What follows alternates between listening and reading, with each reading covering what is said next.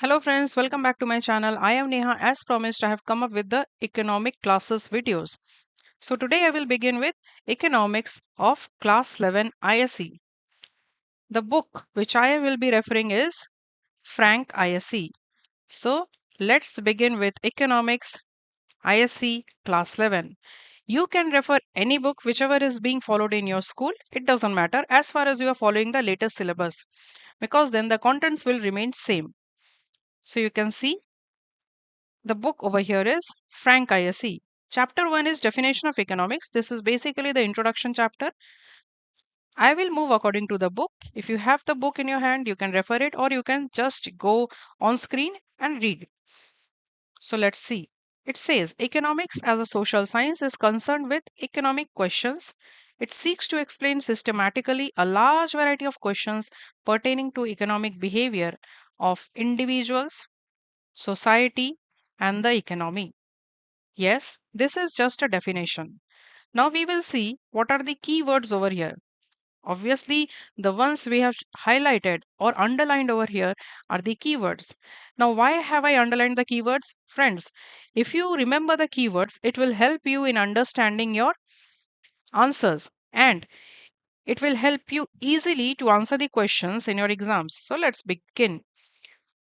Economics. And what were the keywords? Do you remember? Yes, you can refer your book. The first keyword was it's a social science. Second keyword, yes, it refers to the economic questions. Now, why economic questions? Until and unless we have questions, how we will move ahead with any methods or process, understanding analysis, and then the results. So, it is basically about the economic questions. That means questions pertaining to economic activities. Most importantly, they are arranged systematically. Yes, there is a process method to be followed. And most of the questions, large variety of the questions deal with economic behavior. So these were the keywords in the definition. Over here, you have to understand the economic behavior of whom. So they have given three options or the three categories pertaining to the economic behavior of whom we are going to study the economic activities or the economic behavior. First, the economic behavior might be of individual. Second, it might be concerned with the society. And at last, it might be concerned with the economy. So, these were the highlights or the key points in the definition of economics. You can take the screenshot or note down. Let's move ahead. Moving ahead, we have what? We have evolution of economics. What is the evolution of economic thought? It is basically the history. That is, from the origin, how has economics or the perception of economics changed? Here, the important one which we have to note is about the Greek philosopher Aristotle. Aristotle defined economics as the science. Again, he also said, yes, it is a science, but of management of what? Family and state. Okay, over here we just have to see this. Then let's move on to the very important topic, which is about the major definitions of economics. Yes, here we have the four major definitions of economics. Now let's see what are the four major definitions. Wealth definition, welfare definition, scarcity definition, and growth oriented definition. Now, as said, we will note down. So, what are we supposed to note down over here? That what we are going to study ahead. Four major definitions of economics. And what are the four major definitions of economics? Yes, let's write one, two, three, and four. First definition is the wealth definition. Each definition has been given a specific name. Wealth definition.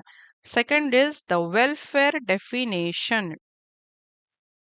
Third is the scarcity definition. And at last, we have the growth oriented definition. So, now moving ahead, we will be discussing all these four definitions.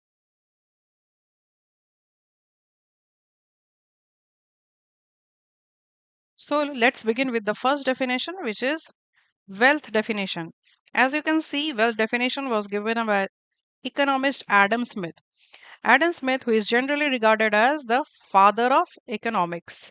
He defined economics as what? He defined economics again, yes, as a science which inquires into the nature and causes of wealth of the nation. So these are the keywords again in his definition. A science which inquires into the nature and causes of wealth of definition. Adam Smith is also famous for his book, An Inquiry into the Nature and Causes of Wealth of the Nations.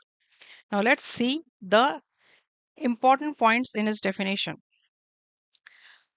Before discussing the main features of wealth definition, let's see few more economists who were in favor or in the era of this wealth definition of economics. Another famous economist is J.B. Say.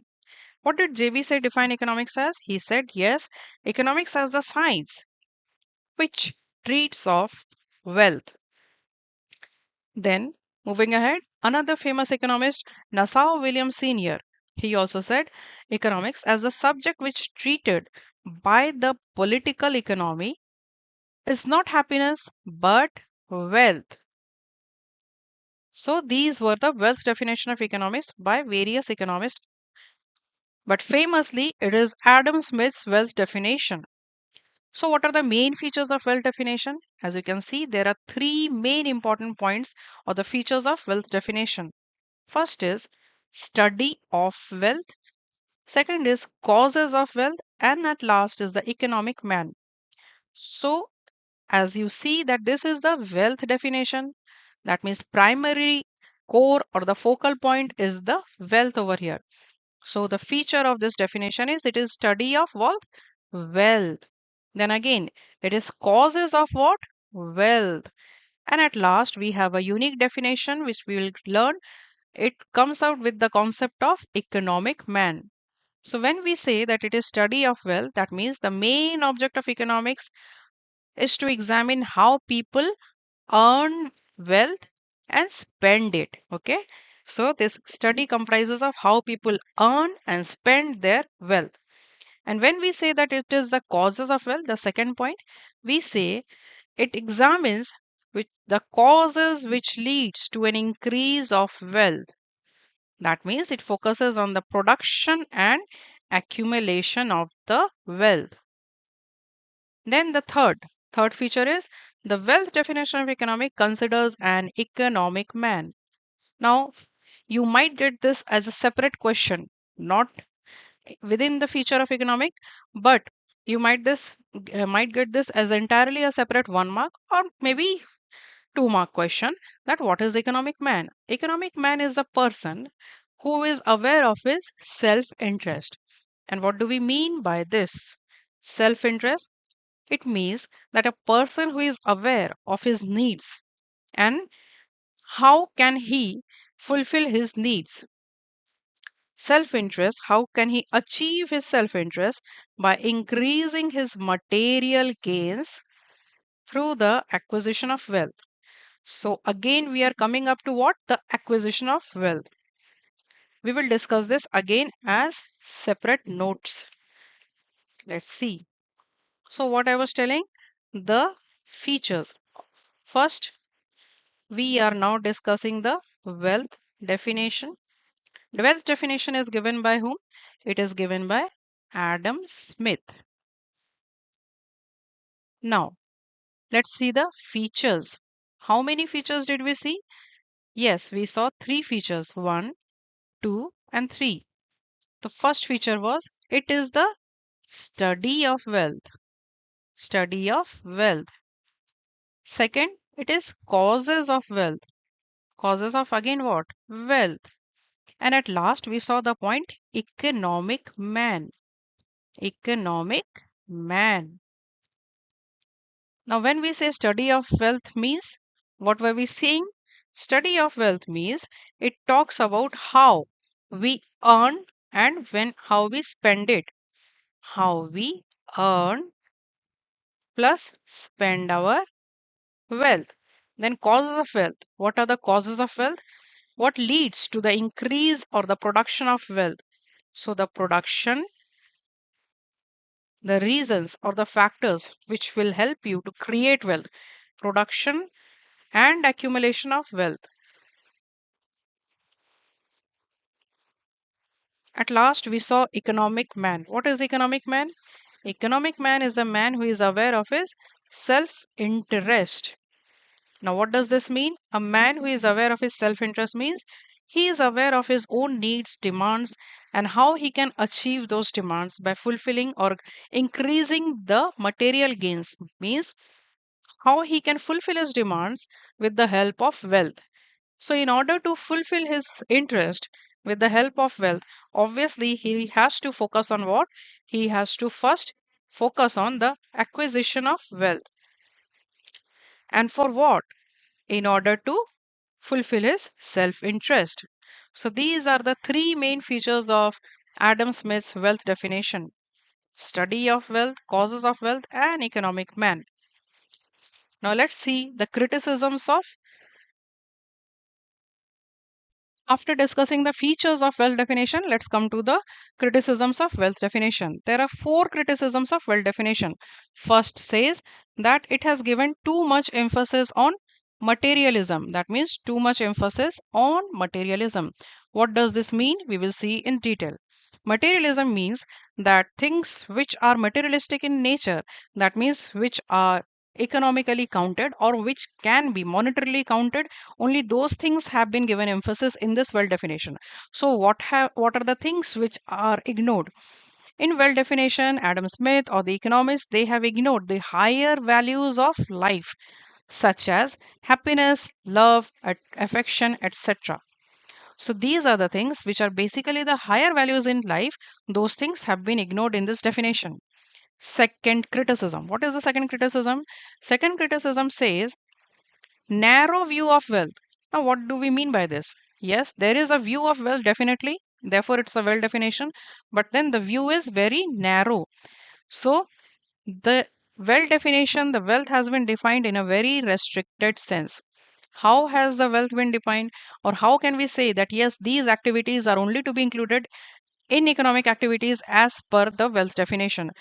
Because they say that according to them, wealth consists of material or tangible goods only. They have excluded the non material goods and services like health, education from this definition. So, they have not at all considered any services or non material goods which are directly not to be counted with the help of money. So, here it is again a restricted view of wealth. Third criticism. Third criticism says secondary place to man. It is true because the primary place they have given to what? They have given to wealth. And therefore, man has been brought down to the secondary level. That means in this definition of wealth, man has been reduced to the secondary place. And what all things they have ignored? They have ignored all other primary behaviors or non material things linked with man. In fact, what is the ultimate objective? According to the wealth definition, it seems to be, according to wealth definition, it seems that everything ending with the motive of wealth is what is to be included in economics, which is actually not true. So, other economists have criticized that well definition promotes human and social welfare and wealth, and they say that wealth is only the means to achieve this end.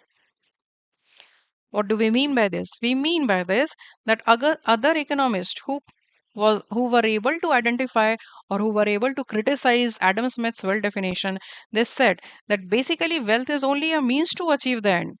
But Adam Smith has put wealth as the beginning as well as end of everything in economics. Last criticism it. Yes, we have seen that Adam Smith has not at all mentioned anything about the major problem of economics, which is the problem of scarcity. So these are the four main criticisms of wealth definition. Now let's note down.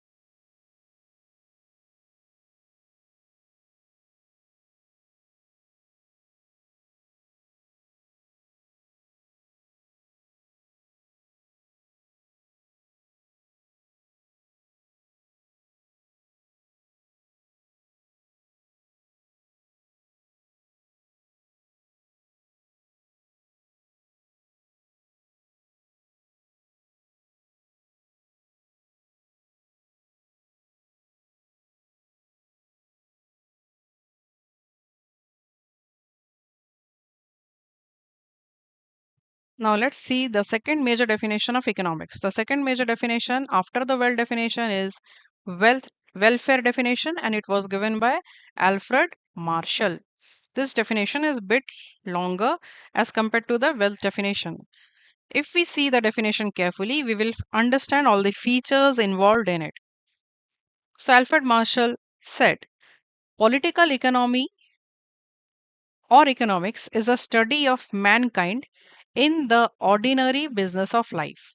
It examines that part of individual and social action which is most closely connected with the attainment and use of material requisites of well being. Thus, it is on the one side a study of wealth, and on the other and more important side a part of study of man. So this was the definition given by Alfred Marshall. We'll understand the definition once we go through the main features involved in his definition. First, as we can see, it's the study of mankind. Second, study of ordinary business of life. We will discuss all the features in detail. First, let's see how many features are there. There are total 5 features. Third feature, study of material welfare. Fourth, emphasis on requisites on well being. Fifth feature, exclusion of non economic activities. So, moving on with the first feature in detail, study of mankind.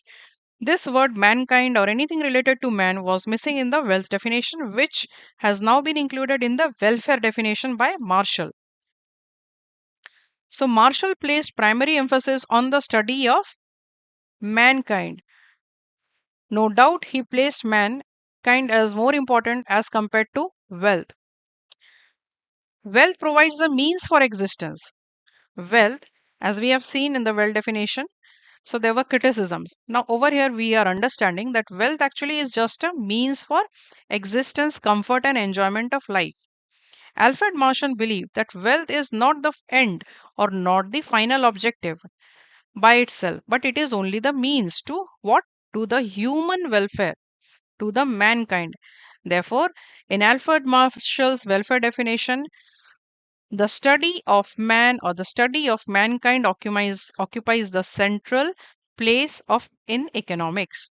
So the study of man, the study of mankind, that is what Alfred Marshall has placed more importantly over here as.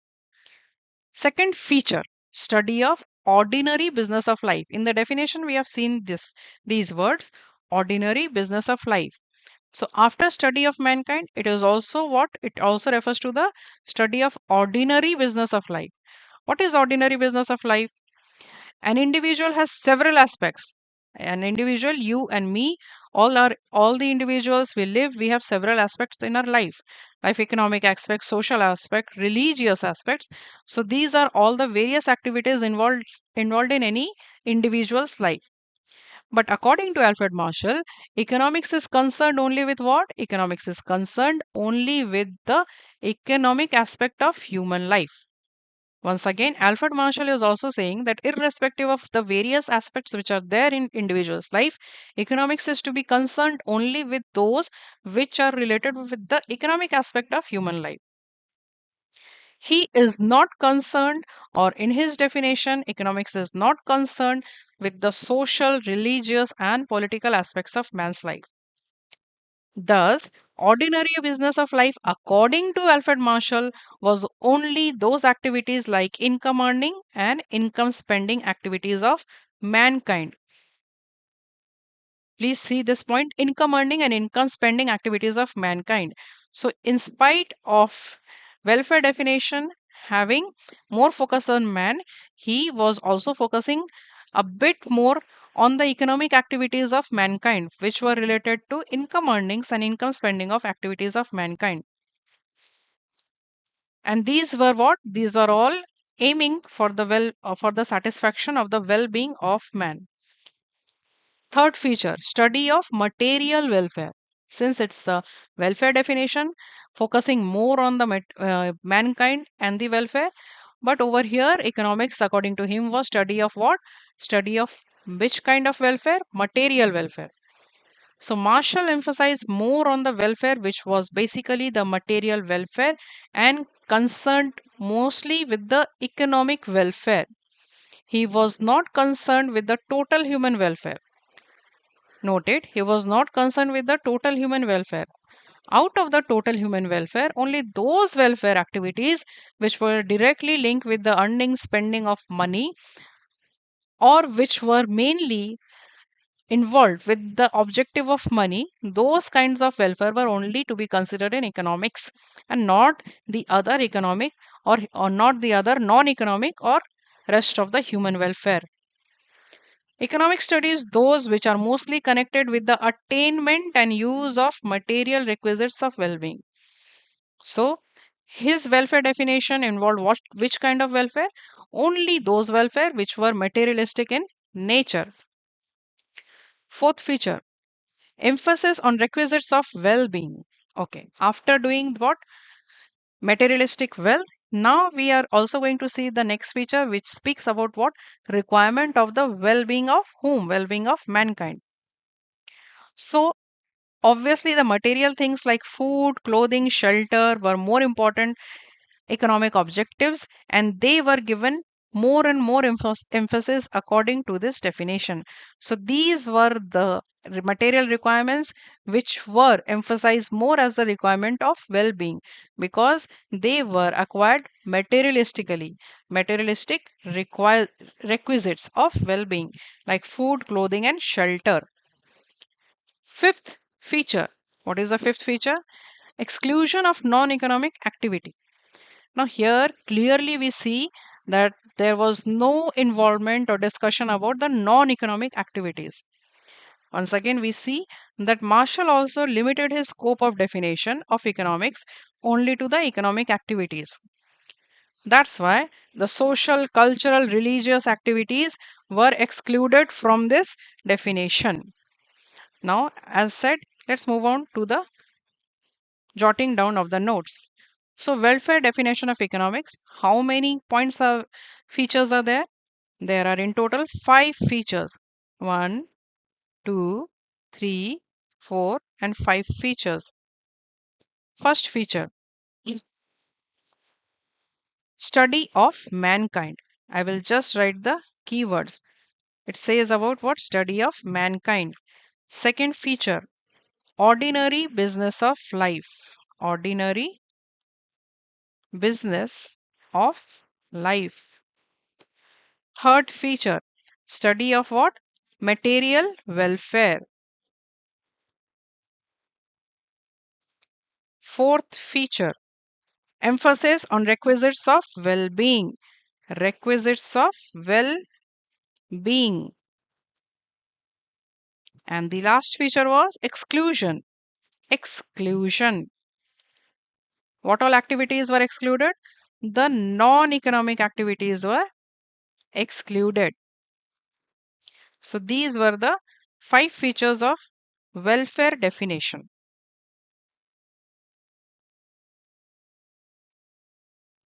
Now let's see the criticisms of this welfare definition. As we have seen, there were five features of welfare definition. The criticisms are also numbered as five over here. First criticism, economics regarded as a social science. So this is the first criticism. What does this mean? It means that Alfred Marshall has clearly spoken about economics to be a social science, which means it speaks or considers only about the economic activities or the activities which are by the individuals living in an organized society or are members of a community society. It has ignored the individuals who are living alone or who are not part of the community or society, which is as per law not acceptable because there are some important laws of economics which are relevant to an individual whether he is member of a community or not. So this is the first criticism, that he has mentioned economics to be a study or a social science only. Second criticism, impractical classification of activities. Now, what is this impractical classification? That means there are certain classification of activities, but they are impractical. He has said about the material welfare, but then according to his definition, the, there was no clarity of between the economic and non-economic activities. So Robbins, another economist, he came up with his thoughts or his perception that each and every activity has some part of non-economic activities involved in it also. Therefore, Alfred Marshall's welfare definition did not give a clear distinction between the economic and non economic activities, that means between material and non material welfare. It was very difficult to separate which was actually a material welfare from the total welfare of humans. Third criticism, materialistic aspect. Robbins he criticized Alfred Marshall's welfare definition that he gave too much emphasis on the welfare only which was related to material, and Alfred Marshall excluded the non-material welfare things like the services of teachers, lawyers, etc. Therefore, too much emphasis was given only on the materialistic welfare, and these kinds of services, which also help to promote welfare, were totally ignored by Alfred Marshall. Fourth criticism, restricted scope of economics. It is similar to the criticism of Adam Smith's wealth definition, where it was given narrow view of wealth. So, over here also, restricted scope of economics. According to Alfred Marshall, economics is what? Economics is a study of welfare activities. Which kind of welfare activities? Economic activities. So Robbins, he criticized that welfare definition as they restrict the scope, criticized the welfare definition given by Alfred Marshall. There are certain activities which may not promote economic welfare directly, but then they affect the economy and should be included in economics. Now, what is the meaning of this? Alfred Marshall said about the social or economic welfare. So, taking the example over here, like liquor, cigarette, these things do not have any human welfare, but yes, they promote economic activities also. Many goods like liquor and cigarettes and guns do not promote economic welfare, yet production of these goods can constitute economic activity. They will not promote any welfare, but they also involve economic activities. Hence, they also come under the purview of study of economics as per Robbins, which was ignored by Alfred Marshall. Fifth criticism, vague concept of material welfare. This is again vague or very unclear concept of material welfare. If he has mentioned about that economics is the study of material welfare, then there was no such clarity given about what is material welfare. So this is again a criticism given by Alfred Marshall's welfare definition, that on what grounds we are supposed to say that this is welfare, material welfare, because are these to be measured quantitatively? So, material welfare or entire welfare concept is basically a subjective concept which is related to the psyche or peace of human or happiness and satisfaction of human beings. So, these cannot be measured quantitatively. Quantitatively. So, how can we say that whether this is a material welfare or a non material welfare? So, these are the five criticisms of welfare definition. Let's note down these. Welfare definition.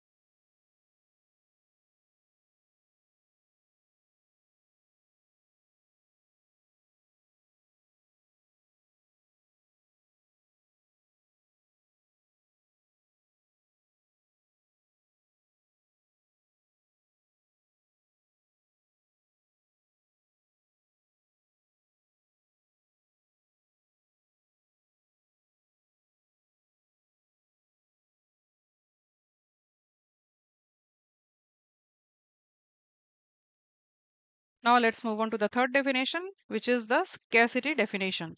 Scarcity definition was given by Leon Robbins. So before that, let's understand the meaning of the word scarcity.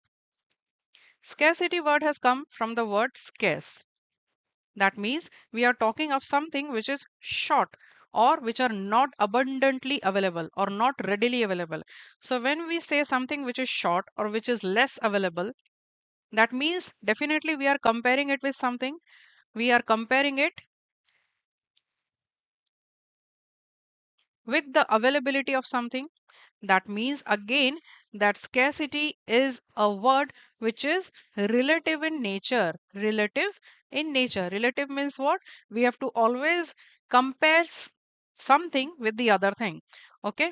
So now let's understand that what over here we will be discussing ahead and what are the things which we are going to compare.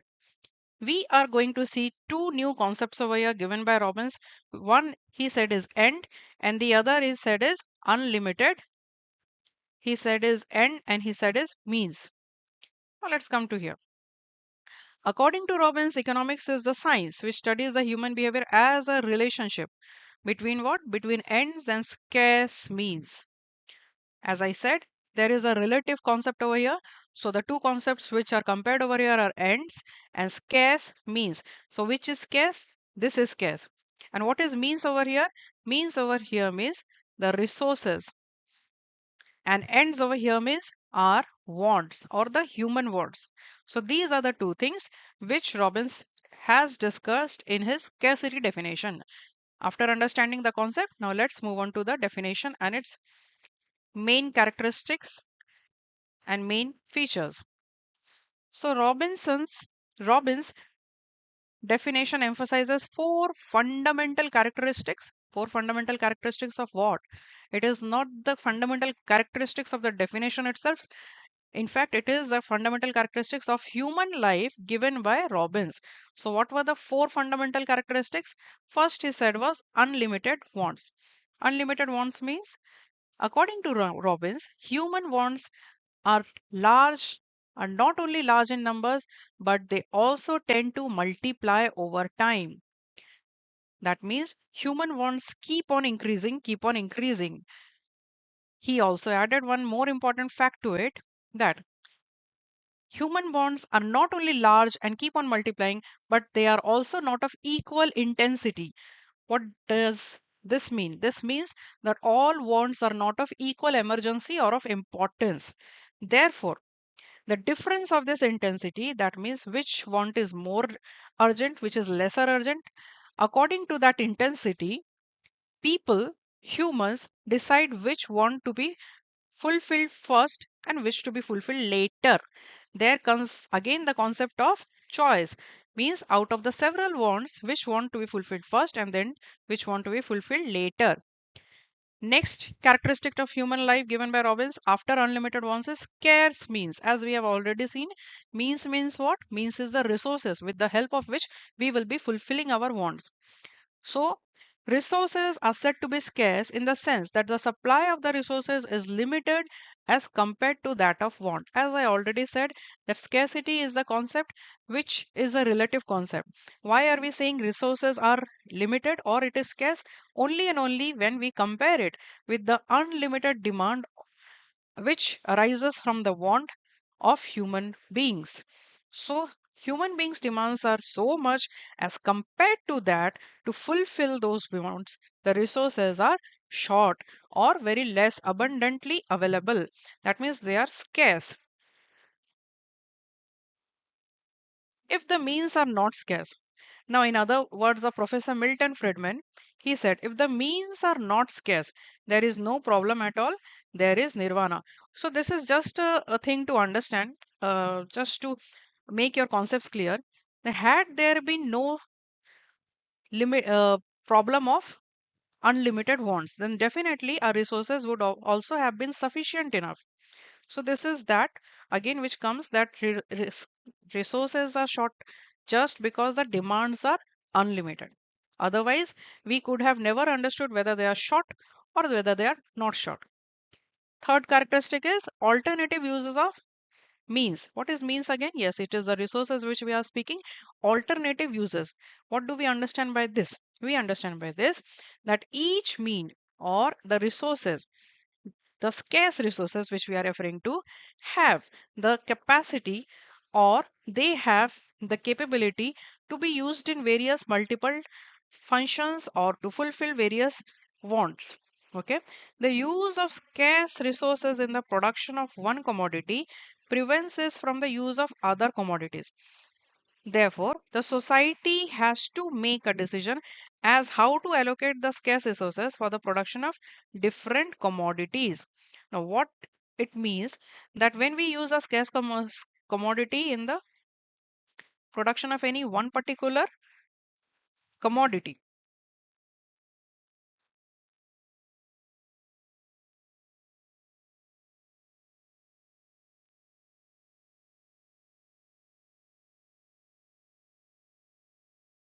what we mean over here is that a resource does not has only one single use.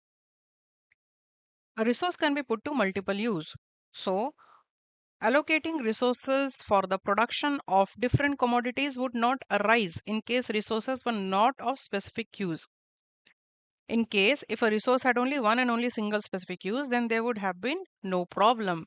But these allocation because of the scarce resources become more difficult because they can be put to more use. For example, as the film stars can adapt in acting, they would prefer to act in films only. Okay, but for land, for example, it's about land, then a land can be put to multiple use. It can be put for irrigation, it can be put for setting up of a little property, it can be put up for setting up of a commercial infrastructure also, like that. Next is choice. Thus, after looking at all these things like unlimited wants, scarce means, and then alternative uses of the resources, there ultimately comes the main problem out of all these, which is the problem of choice. Because we have very limited resources and our wants are unlimited, upon that the wants are of different intensity. Therefore, then comes the problem of choice when we have to decide which has to be fulfilled and which has to be avoided or has to be postponed. Human behavior therefore involves some form of choice in using scarce resources for producing different goods in such a way so as to maximize the gains. Over here, understanding the concept of alternative uses of resources, now we again put that concept over here in choice that since the resources are very scarce, so we have to understand how to allocate that resources and to as per the urgency or as per the intensity of the want, where do we have to allocate the resource or to produce which commodity first. Okay, the need for choice arises because of the scarcity. If everything were available in plenty, there would have been no need for choice. But the harsh reality of life is that all of us face the problem of scarcity and hence have to make scarce. Last is not the human characteristics, it is the one of the features or the characteristics of Robbins' definition of scarcity. It says economics as a science. According to Robbins, economics is a science. It provides a systematic knowledge with regard to human efforts in solving what? In solving economic problems arising out of scarce means and unlimited wants. Now, let's move back to our notes and then we will see stepwise. So, what did we see over here?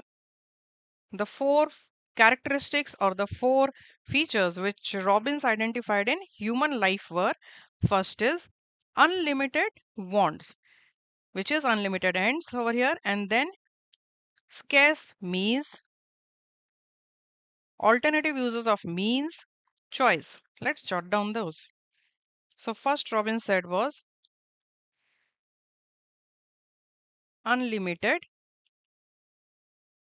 ends, that means wants. Second, he said scarce means.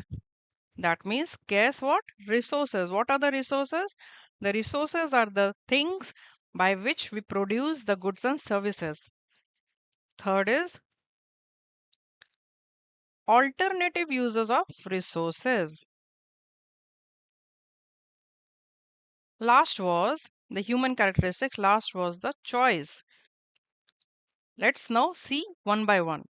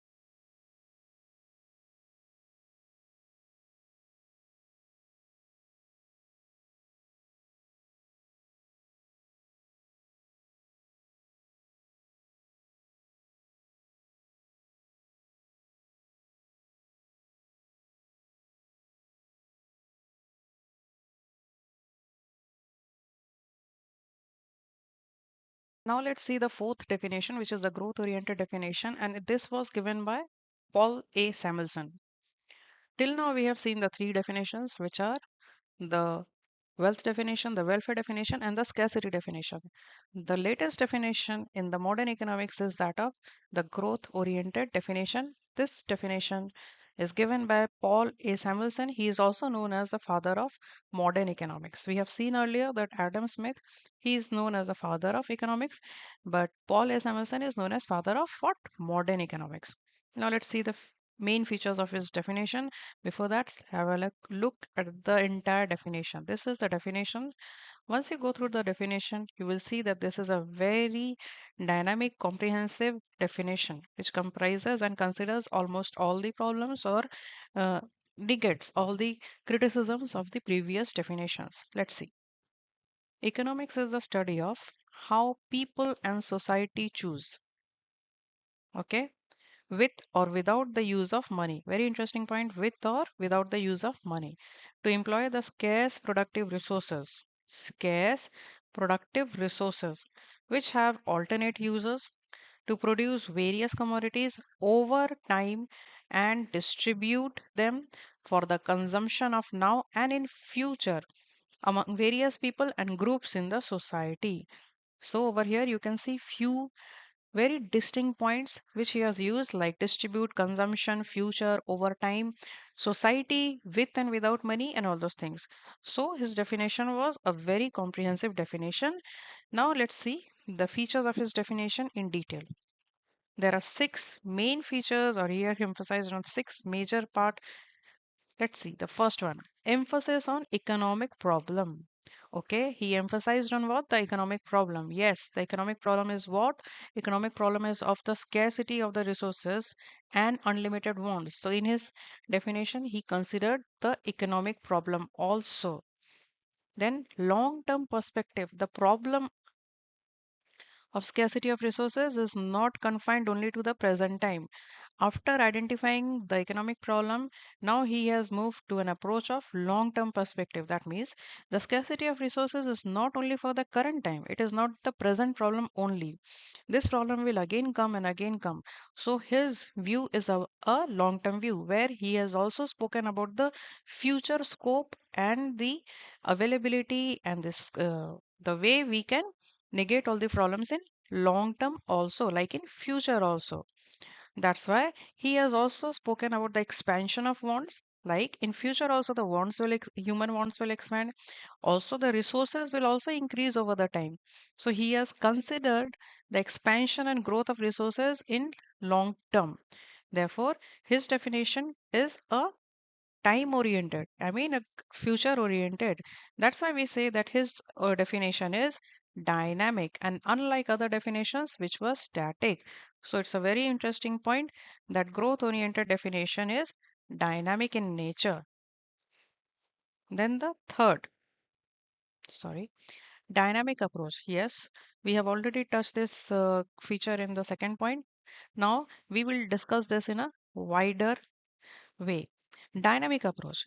Samuelson had considered that scarcity is not only the present problem, it will again and again come because human demands will go on increasing and resources will definitely increase. So he has taken a dynamic approach by how? By he had widened the subject matter of economics by considering the perspective of economic growth. Economic growth to be an integral part of economics. So, in his definition, he has also considered the scope or the chances as well as the way or the processes one should consider or think of what of economic growth while discussing with economics. And this is only possible if it's an approach, dynamic approach, which deals with the future also. Fourth, universal problem. Why it is said to be an universal problem? Because we have seen in the definition that he did not only emphasize in either society or a single individual or anything, but his approach is very universal. It is wider in its scope.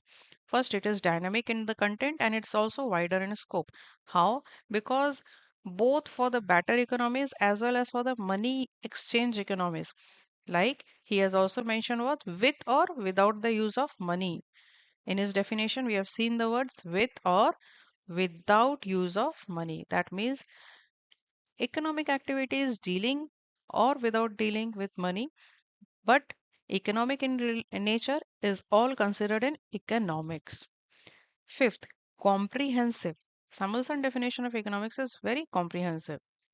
That means it is growth oriented and future oriented. That means it is not stagnant at a point and it is not fixed at any one particular aspect, but it has covered almost all the aspects which were discussed. Like he has also incorporated the Marshall's welfare and Robinson's scarcity aspects in his definition. So it's a very comprehensive definition of the previous definitions given. Broader perspective. How this is having a broader perspective?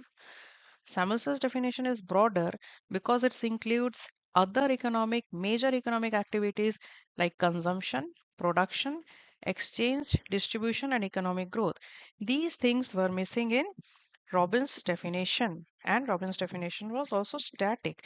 It was not dynamic. But Samuelson over here, he considered all these things, and now he has also included the major economic activities discussed about it, like consumption, production, exchange, and distribution. Now let's jot down all these points in our notes. Growth oriented definition. So we have seen there are how many main features?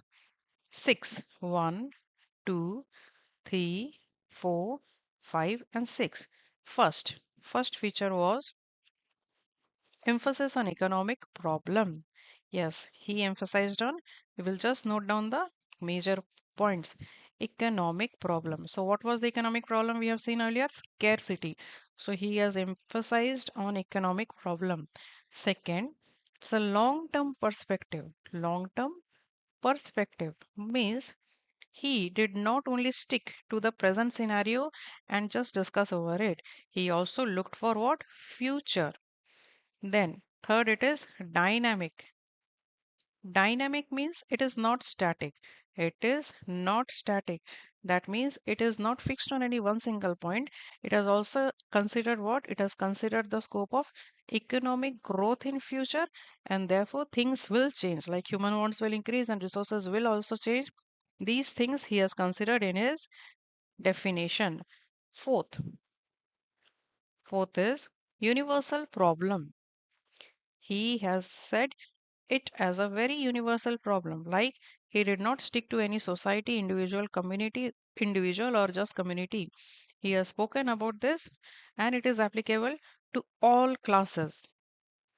Then it is comprehensive.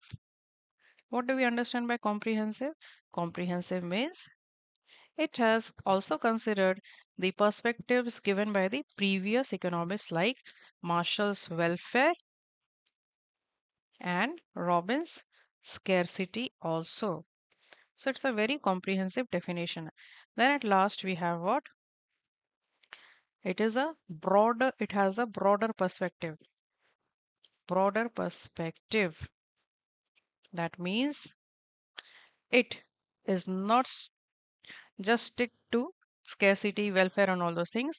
Whereas he has also considered major economic activities like consumption, production, exchange, and all those things.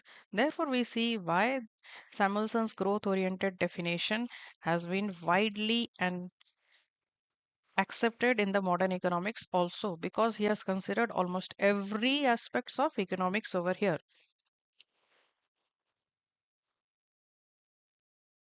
Now we will see the subject matter of economics. In subject matter of economics, we have discussed two things over here. One is microeconomics and the other one is macroeconomics. First, let's see the definitions and then we will quickly see the differences between micro and macroeconomics. Microeconomic studies with the economic behavior of individual economic units and individual economic variables. So the point to be noted over here is the word individual. Okay, we will see to the differences and then we will understand what does microeconomic mean. But right now you can understand that it deals with individual units. What does this mean? That we deal with only single individual separate units, smaller units. We do not discuss about the total or the economy as a whole over here. We are discussing like individual consumers, firms, industries like that. Okay. So it is like discussing with individual household, firms, and industries. Here we do not speak about the nation, the economy as a whole over here. Okay. Then let's come to macroeconomics. Unlike microeconomics, macroeconomics, the word macro in itself is means what? Large. And thus this economic deals with the functioning of the economy as a whole. So right now only you have seen that what does this micro and macroeconomics mean? Both are economics, but one deals with individual units, smaller units, and the other deals with the economy as a whole. That means over here we will be discussing economy's total output of goods and services, total employment, and like inflation, nation's development, national income, all those things will be coming in the purview of macroeconomics. So now let's see the differences. We will jot down the differences and things will become more easy to understand. First difference, the unit of study. So the differences have been pointed out like this. What is the unit of study between macroeconomics and microeconomics? Microeconomics differs from each unit of study. Microeconomic study is what? Economic behavior of individual economic units. Okay, this we have already seen. It deals with individual economic units. What are the individual economic units? Household, firms, industries, and individual markets. Okay. So over here, individual units make decisions and what affect their decisions. It is entirely on the individual's actions. So a single unit's action can be very decisive. That means all the decisions fluctuate with the individual's action. The other thing in macroeconomics over here is that macroeconomics deals with economy as a whole. The word over here is not individual unit, it is economy as a whole. So these deals with like entire thing. They have given example over here that like in microeconomics we deal with individual trees. Over here we do not deal with individual trees, we do deal with the entire population of the trees, or we deal with the forest as a whole and not the trees. So it's just a simple example they have tried to give. Okay, we'll jot down over there. Focus of study. What is the focus of study of microeconomics? Microeconomics deals with the determination of what? Prices and output of individual markets. Okay, this is the focus of study in microeconomics. Thus, microeconomics deals with the functioning of various economic, both commodity market and factor markets. Okay, whereas macroeconomics deals with what? Macroeconomics, on the other hand, deals with broader economic aggregates. The word over here is aggregates like national income, total employment, aggregate consumption, etc. Okay, let's see one thing over here. Bolding had defined macroeconomics precisely from the angle of nature of problems studied in it. Let's see for the better understanding. Macroeconomics deals not only with individual quantities but with aggregate of these quantities. That means aggregate of these individual quantities, not with individual incomes, but with national income. That means what? Again, the aggregate of all the incomes, not with individual prices, but with the price level. Again, the aggregates, not with individual output, but with the national output. So it is very easy over here. He has given very defined, very beautifully macroeconomics dealing with the various problems, and this gives a clear picture of difference between micro and macro.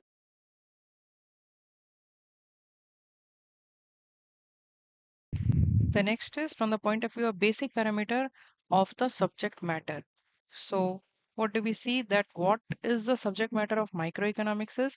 In microeconomics, it is with the price is the basic parameter in microeconomics, whereas national income is the basic parameter in macroeconomics. Then the next we come to different perspectives.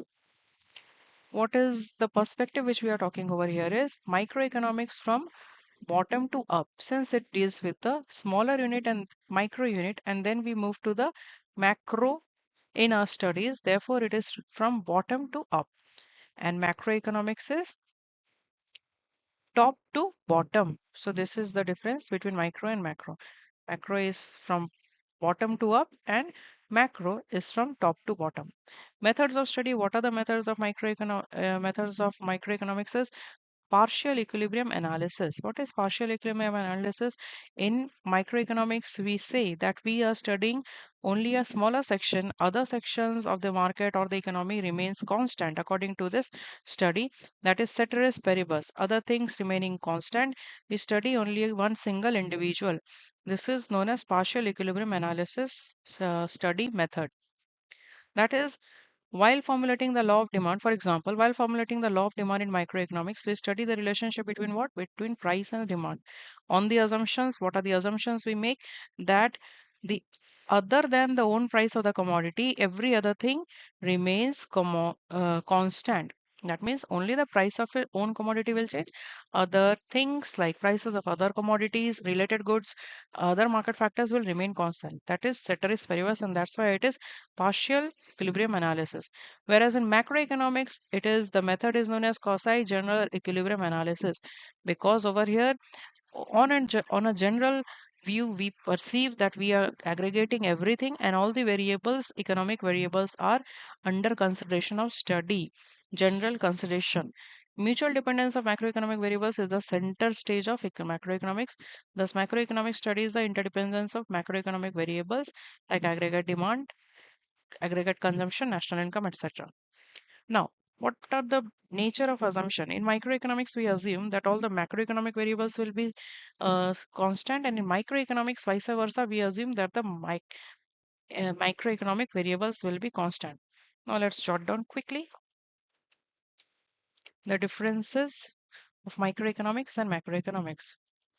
Micro and macroeconomics. So we will begin like this. What was the first point? Was unit of study. Unit of study in micro was individual, whereas in macro it was economy as a whole. This was the first difference. Then the study. The second difference was about the focus of study. So in focus of study, what do we study in microeconomics? In microeconomics, our focus is basically to calculate the price and output from individuals point of view only, whereas in macroeconomics it is just the opposite. It is the aggregate of all the prices and output. It is aggregate demand, or we can say aggregate demand and supply. Next is the basic subject matter. The basic subject matter of microeconomics is determining price, output, same thing what we have done. The focus of study over here, the basic subject matter was also the same, and the basic subject matter of macroeconomics comes out to be what? The major thing, the aggregate thing like national income. Okay. Now next, different perspectives. What are the perspectives? Microeconomics is from bottom to up. Macroeconomics is from top to bottom. Then fifth difference was methods of study. So it is what? Partial equilibrium analysis. That means other things remaining constant. Ceteris paribus. This is a term which is very commonly used in economics. Then over here, quasi general equilibrium analysis. Last is that in microeconomics, we assume that all the macro variables like aggregate demand, supply, output, overall output will remain constant. Whereas in micro, we consider that all the micro variables will remain constant. So these are the 6 differences of micro and macroeconomics.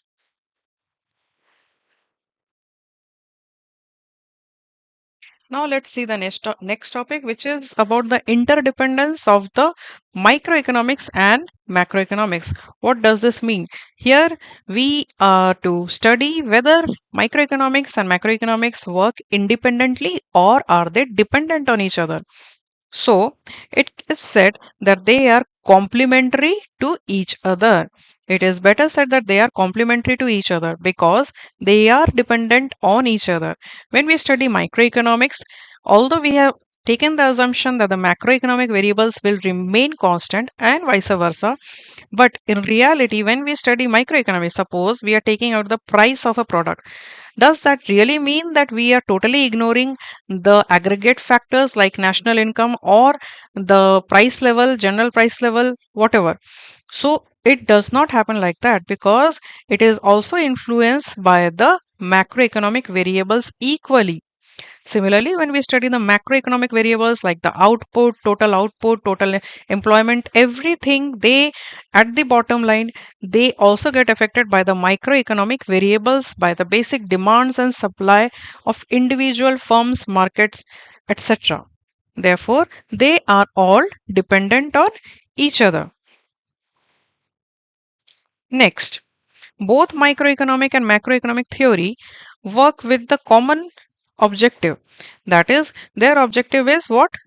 Increasing the welfare. Now, over here we see that microeconomics works with the objective of increasing or maximizing the material welfare of what? People, individuals. Whereas macroeconomic, it also works for the welfare increment, but for the nation or for the economy as a whole. Another thing, we should also understand one thing that the word macro means bigger, dealing with bigger issues like bigger issues of economy as a whole.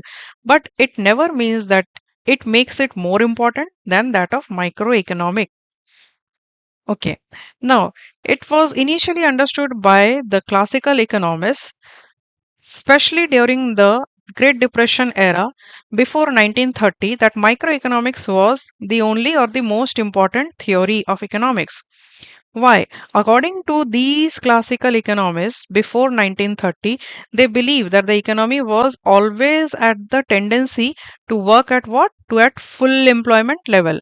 Means no matter whatever the situation is, even if the full employment level went down little bit, what is full employment level? That means all the eligible people who are supposed to be employed, they are employed and the economy is working at the full employment level. Even if this employment level was somehow decreasing, going down, it again had a tendency, normal tendency to come back to the full employment level by the normal forces of output, demand and supply, and population, everything. So, classical economists believe that ultimately full employment level is what the economy will work on. And thus, they also believe that therefore, whatever is produced by this full employment, this is the maximum or the best possible or the efficient amount of the output which can be produced by the resources. So, the classical economists believe that economy normally operates at what? Full employment level. Therefore, the actual level of output in the economy was simply whatever could be produced with this full employment resources. Okay? But this theory later was proved wrong. Why? During this decade itself, there was widespread unemployment in advanced capitalist countries of the world. And what happened? Actual output was only what? 75% of the potential output. So what happened? The classical economists, they believe that the actual output would be the best one, that is, which can be produced, or the best of the potential output of the full employment. But it was analyzed that it is not the best, or it is not the 100% output which has been produced. It is just what? 70% of the output produced with the full employment. That means what? 25% of the output was not produced. This gave to the birth of the theory of macroeconomic. Famous economist J.M. Keynes' famous book, The General Theory of Employment, Interest and Money. Then they came up with the theory and explained the phenomena of depression during those decades. And he also explained that economy can operate at any level of employment, with full employment being only one possible level.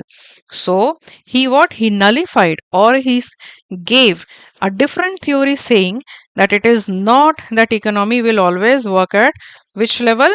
full employment level, whereas economy can work at any level of employment, out of which full employment is one of the levels. That means the theory of another part of economics was to be still studied, which was dealing with employment and other broader aspects. So, this is the way microeconomics and macroeconomics are interdependent theories on each other.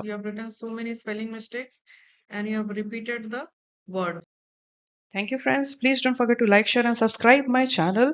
Please stick to my channel because I will be completing the syllabus of economics ISC CBSE class 11 and 12.